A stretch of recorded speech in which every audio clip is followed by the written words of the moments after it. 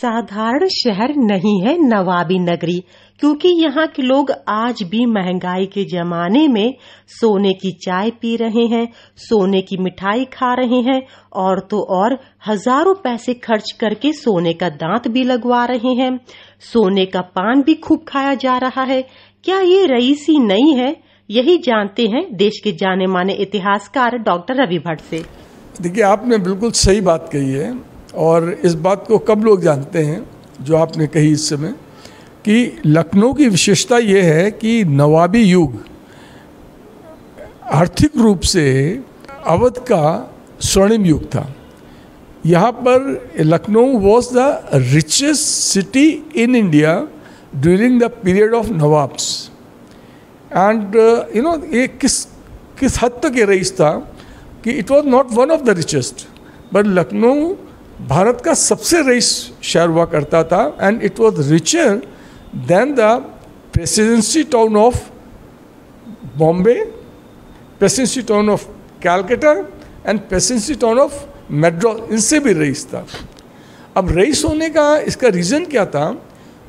तमाम अनेक कारणों के अलावा इसका बेसिक क्या था कि जो गैंजेटिक प्लेन्स हैं, यहाँ की लैंड बहुत फर्टाइल थी और लैंड फर्टाइल होने से यहाँ पर एग्रीकल्चर टैक्स बहुत ज़्यादा आता था, नंबर 1। नंबर 2, यहाँ पर क्या था कि 1764 जो यहाँ का अवध की हिस्ट्री का टर्निंग पॉइंट था, जबकि अवध के तीसरे शासक जो थे उनका नाम था नवाब शुजा-उद-दौला। तो Shuja ud Daula along with the Nawab of Bengal और दिल्ली के बादशाह, इन तीनों की कंबाइंड फोर्सेस ने 1764 के अंदर बैटल ऑफ बक्सर की लड़ाई अंग्रेज़ों के विरुद्ध लड़ी थी, जिसमें कि ये तीनों लोग बुरी तरीके से हार गए थे। हारने के बाद में नवाब ऑफ अवध का भी, जैसा कि होता है, वो राज अंग्रेज़ों के पास चला गया। लेकिन उसके बाद में अंग्रेज़ों ने उनको बहुत ही अपमानजनक शर्तों के ऊपर उनका राज वापस करा। और उनमें से एक शर्त ये भी थी कि मतलब खाली दिखाने के लिए, कहने के लिए कि अवध की जो सुरक्षा है उसकी गारंटी ये देंगे, अंग्रेज़ देंगे, और उसके लिए वो कि यहाँ पर फ़ौज मेंटेन करेंगे, और जिसका कि खर्चा पूरा का पूरा फ़ौज को मेंटेन करने का है वो अवध के नवाब देंगे।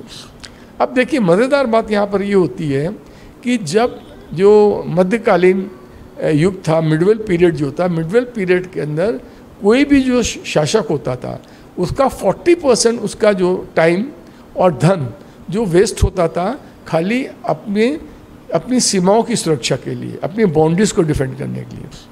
अब जब 40% काम तो यहाँ के नवाबों का ख़त्म हो गया, क्योंकि अंग्रेज़ों के उसकी जिम्मेदारी ले ली थी यहाँ की सीमाओं की रक्षा की, और पैसा यहाँ पर बहुत ज़्यादा था। तो जब पैसा यहाँ पर बहुत ज़्यादा था तो उसका नतीजा ये निकला, जब आपके पास पैसा बहुत हो और आपके पास टाइम बहुत हो तो आप क्या करेंगे? तो ये यहाँ पर आर्ट एंड कल्चर के अंदर सारा इनका करना चाहिए, धन और समय जाने लगा।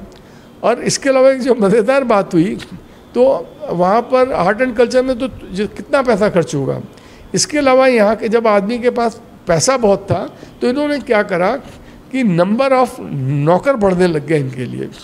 तो ये राजाओं के पास भी जो नंबर ऑफ नौकर तो बढ़े ही बढ़े, वही संस्कृत, वही कल्चर उनके नीचे वाले भी उनके नकल करने लगे।